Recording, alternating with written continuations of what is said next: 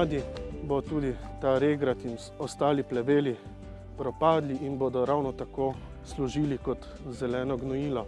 Poznamo te mehiške sorte, ki imajo meso rdečkasto, in pa havajske sorte, ki imajo meso bolj rumeno. Havajske so manjše, mehiške so pa te večje. Na tesno natlačimo razmočen mah, na katerem je lahko tudi kar nekaj zemlje. Z mahom ne šparamo, lahko ga je kar malo več.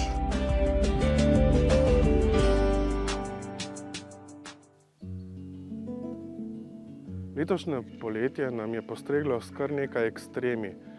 Nekje do 15. junija so nas težile ujme in pa seveda dež in hladno vreme, tako da rastline na vrtu oziroma na njivah pravzaprav niso imele pogojev, da bi rastle. Pravijo, da mokro poletje lahko vzame tudi do 2/3 pridelka, suša pa nekje tretjino.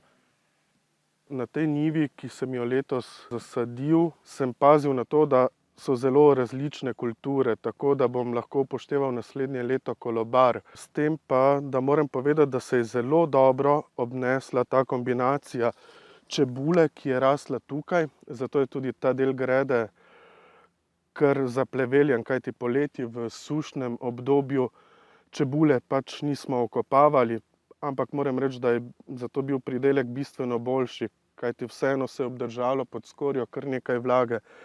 Želim pa povedati, da je pa ta sosedski odnos med čebulo in korenjem izredno uspešen, kajti takega pridelka korenja, glede na to, da njiva pravzaprav ni bila gnojena, ker je bila tukaj lani celina oziroma travnik, da je pravzaprav vsa zelenjava dobro uspevala. V tem primeru pa ta odnos korenje-čebula se je izkazal za zelo dobrega, ker sta zaveznika kot soseda. Pri tem pa moram še tudi dodati, da sem pa kar na nekaj delih v razmaku 14 dni sadil tudi fižol. Fižol je pa v tem primeru izredno pomembna rastlina, kadar gre za zemljo, ki ni bila gnojena. Vemo, da naše ozračje sestavlja nekje 78% dušika, pravzaprav atmosfero, ampak ta dušik je žal rastlinam dokaj nedostopen. Dostopen je pa ravno preko fižola, detelj in pa podobnih rastlin. Te rastline dejansko absorbirajo dušik iz zraka in ga nekako absorbirajo v tla, v zemljo. Tako da sta zelo dobra soseda fižol in pa koruza. Koruza je zelo velik potrošnik dušika, zato si večina kmetij pomaga z mineralnimi gnojili. Uporaba motokultivatorjev oziroma okopalnikov v vrtnarskih krogih ni ravno najbolj strokovno priljubljena, ampak kljub temu v tem primeru bom to gredo, ker je rasla čebula in je kar obilica regrata in pa ostalih plevelov, vseeno prekopal z okopalnikom. Predhodno pa glede na to, da je v tem času kar precej deževalo, vedno pred vsakim delom naredimo preizkus zemlje. Kolikor gruda dobro razpade, potem zemlja ni prevlažna, tako da s tem ne bomo uničili strukture tal.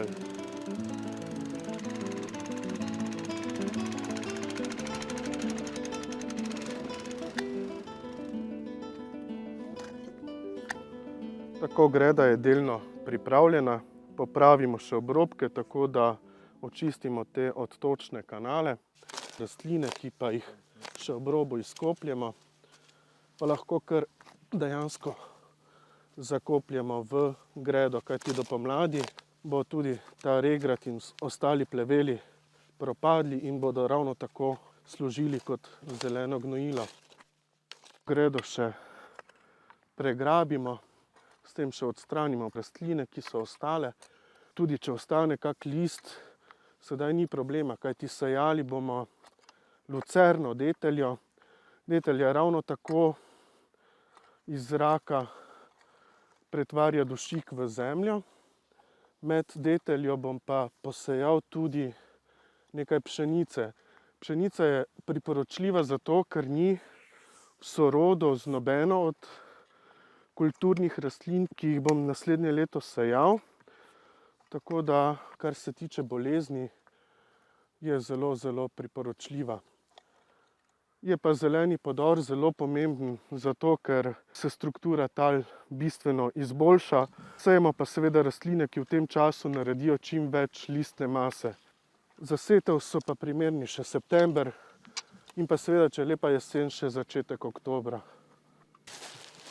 Tako prvo bom malo bolj na redko posejal pšenico, tako da spomladi, predno jo bom podkopal, bo pšenica nekje visoka 10-15 cm. Dala bo pa kar obilico zelene mase, ki jo bodo rastline lahko še isto leto absorbirale. Vmes bom pa dosejal še lucerno oziroma deteljo. Detelja pa podobno kot fižol zelo dobro vpliva z absorbiranjem dušika na zemljo.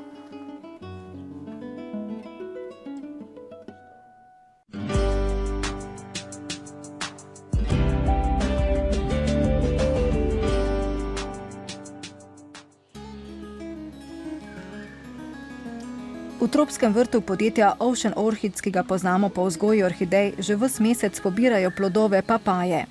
Papajo, njeno botanično ime je Carica papaja, so začeli gojiti v Mehiki.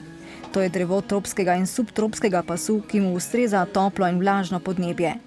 Veliko toplote in od 50 do 75% vlago zagotavljajo papaje tudi v Dobrovniškem tropskem vrtu, kjer so se prvega pridelka zelo razveselili. Poskusili smo več različnih stvari, ampak ugotovili smo, da je najboljše papajo trgati, ko je še nekoliko zelena, bolj oranžna rumena že kot pa zelena, in potem dokončno dozori na mizi oziroma tudi v hladilnik smo jo devali in se izkaže, da potem dobi najboljši okus na ta način. Torej, da jo ne pustimo na drevesu predolgo časa, začne zelo hitro gniti, ampak jo v tej fazi odtrgamo, na hitro dozorimo in pojemo. Rekli ste hladilnik, zakaj jo shranimo v hladilnik, preden jo pojemo? Izkazalo se je, da se lepše dozori v hladilniku kot na prostem, na mizi. Na mizi se zgodi, da se kar izsuši, izgubi precej vlage na hitro, v hladilniku pa to vlago zadrži in preprosto dozori. In koliko časa je minilo tukaj v rastlinjaku od cvetov do plodov oziroma do zrelega plodu? Cela zgodba je taka, da sem januarja lani na tržnici v Ljubljani kupil sadež, vzel semena, posijal, torej minilo je 20 mesecev, da smo dobili 6 metrov visoke rastline z nekje 60-70 plodovi. V zelo kratkem času dobiš precejšno rastlino z precej plodov, če ji le nudiš ustrezne pogoje. Pomeni dovolj prostora v zemlji in dovolj prostora tudi za krošnjo. Moram reči, da noben plod ni bil tako velik kot tisti izvorni, iz katerega sem semena pobral, so pa blizu. Najkvalitetnejši plodovi, ki jih lahko kupite v prosti prodaji, so težki vsaj kilogram, pa tja do kilograma in pol. Medtem ko naši plodovi, mislim, da se gibljajo tam med pol kile in 3/4 kile. Rastlina izvorno prihaja iz Mehike. Od tam so jo prenesli po celotnem tropskem pasu in jo zdaj industrijsko gojijo po celotnem tropskem pasu. Obstaja več različnih sort. Poznamo te mehiške sorte, ki imajo meso rdečkasto, in pa havajske sorte, ki imajo meso bolj rumeno.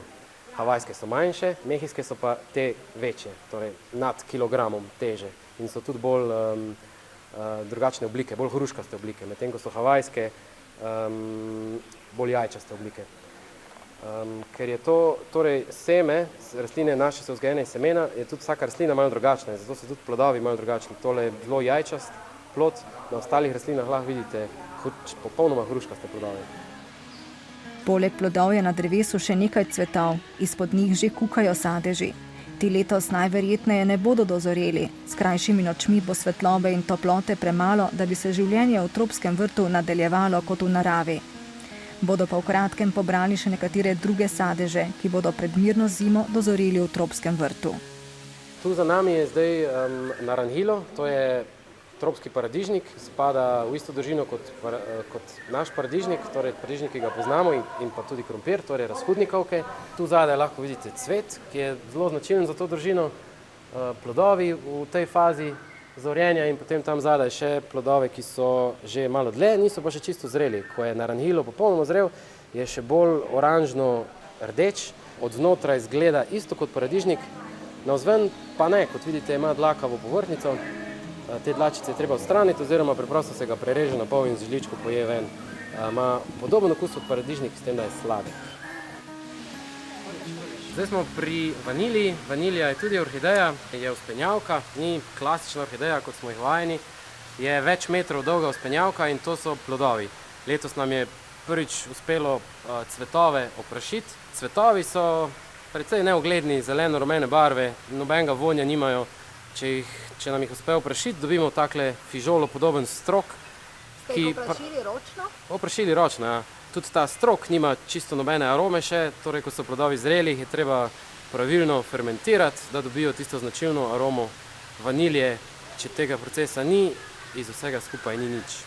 Ta še je nekoliko manjši strok, tamle je večji. Kako dolgi so ti stroke, ki jih kasneje obirajo?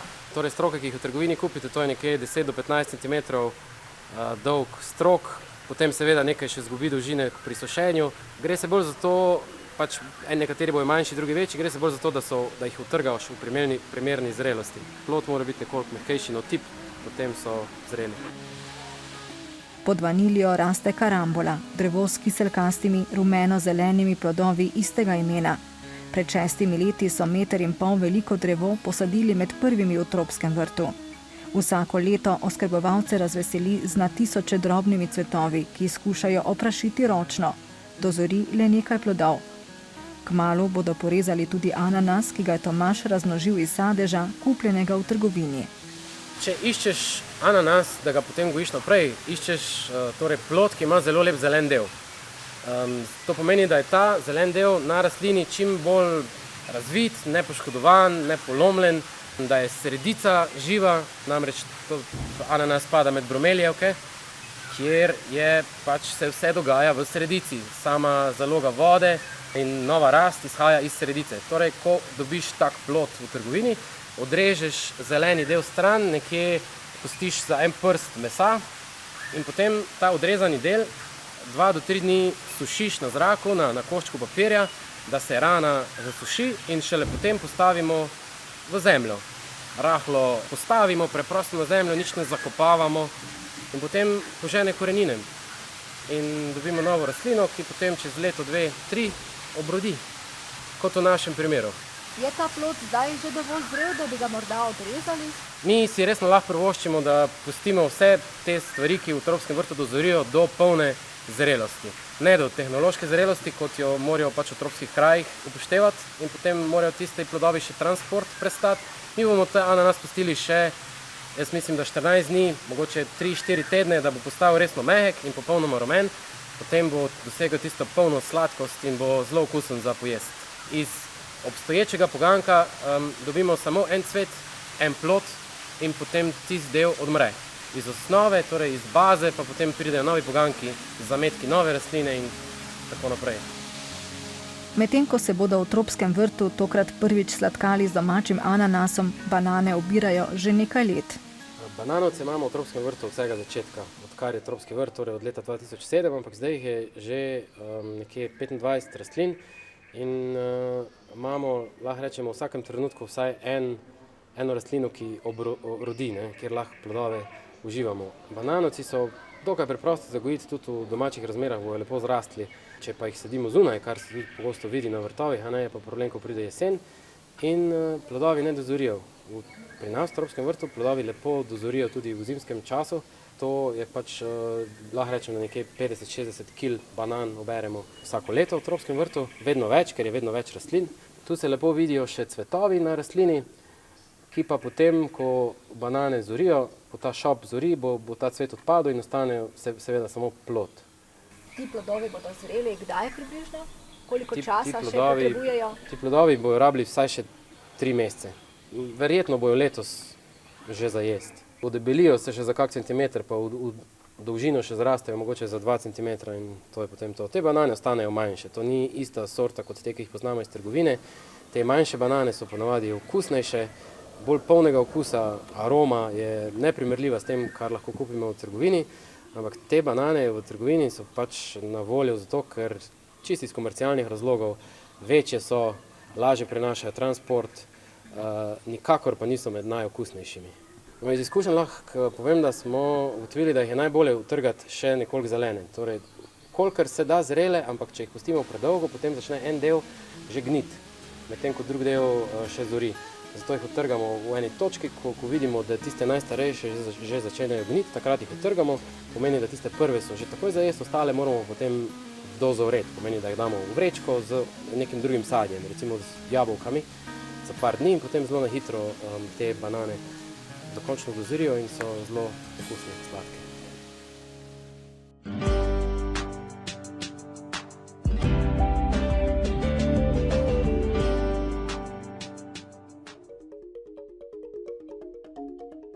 Čeprav se vroči poletni dnevi počasi poslavljajo, je zdaj pravi čas, da z jutranjim ali večernim soncem obsijane cvetove vodnih rastlin posnamete s fotoaparatom. Fotografijo svojega ribnika pa pošljete na že tradicionalni 9. izbor Naj ribnik. Prijavnico najdete na spletni strani akvarij.com. Finaliste izbora bomo predstavili v oddaji Na vrtu, zmagovalce pa bogato nagradili.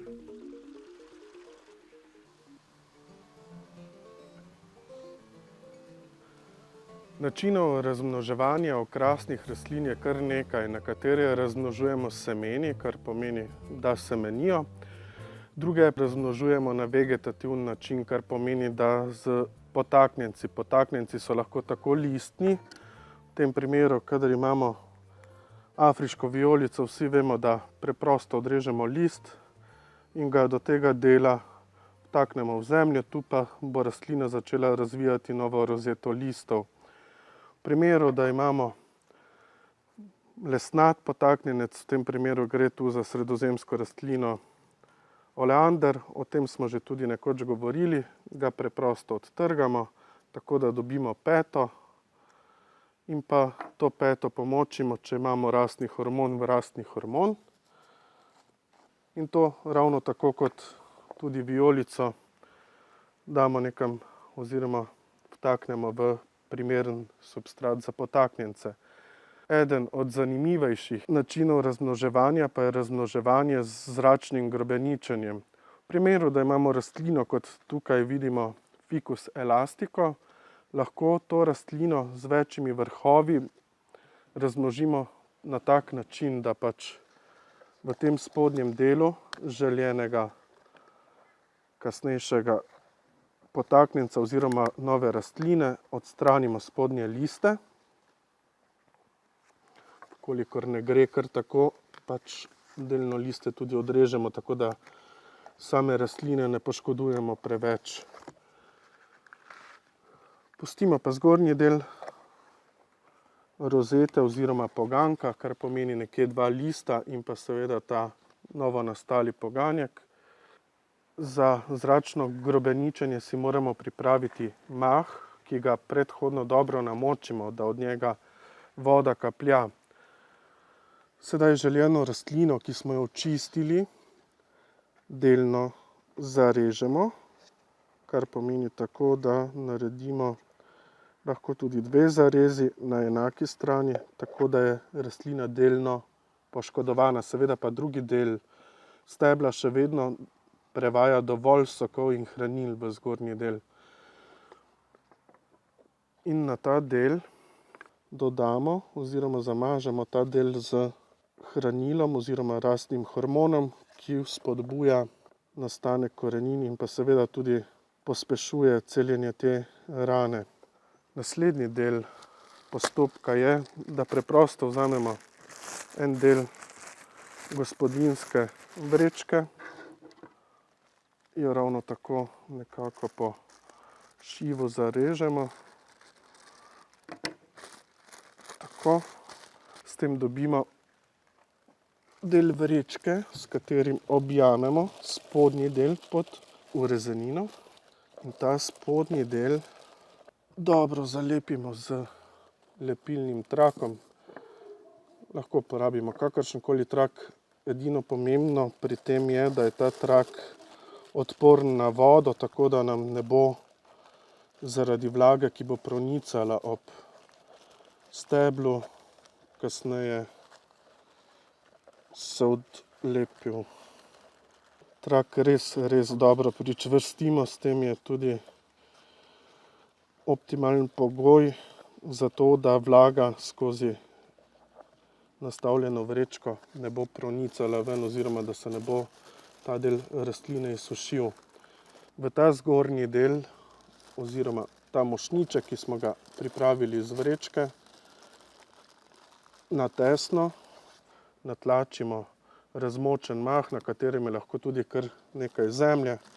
Z mahom ne šparamo, lahko ga je kar malo več, tako da bo res vsa ta vlaga in pa zemlja nekje 5-6 tednov, dokler rastlina v spodnjem delu ne požene korenin, zadrževal vlago. Enako kot smo spodaj, tudi zgoraj vrečko na tesno obvijemo z lepilnim trakom. Tako, s tem imamo pripravljen zračno-grobenični potaknjenec. Enako pa lahko storimo tudi s preostalimi deli rastline, tako da v tem primeru kasneje pustimo samo en poganjek. S tem pa bomo tu, kjer bomo odrezali kasneje to grobenico, spodbudili rast novih in na tak način rastlino tudi razmnožujemo. Na enak način lahko z zračnim grobeničenjem razmnožujemo tudi zunanje vrtne okrasne rastline, pa pokažemo še en primer na magnoliji. Tudi pri magnoliji bomo na enak način kot pri fikusu rastlino delno ranili. V tem primeru jo bom ranil tako, da odprem to rano, da deblo olupim. Ta olupljeni del napršimo z rastnim hormonom in ravno tako kot prej bom na tesno ovil deblo. Potem bom ovil, ker gre za rastlino, ki je zunaj, tudi del samega debla, tako da se kasneje sama ta vrečka z mahom ne bo premikala.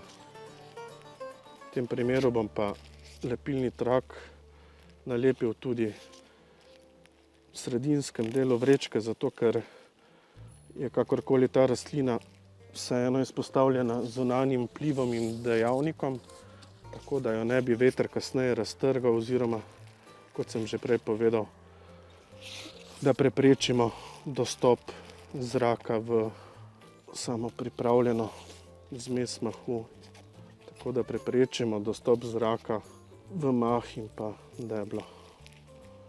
S tem, ko smo rastlino dobro ovili, smo ji zagotovili optimalne pogoje, da bo v tem delu pognala koreninski sistem oziroma koreninsko grudo. Le to pa bo pognala nekje drugo leto, maja, junija. Takrat pa lahko tudi ta del rastline odrežemo, to razvežemo in rastlino samostojno posadimo v primeren substrat.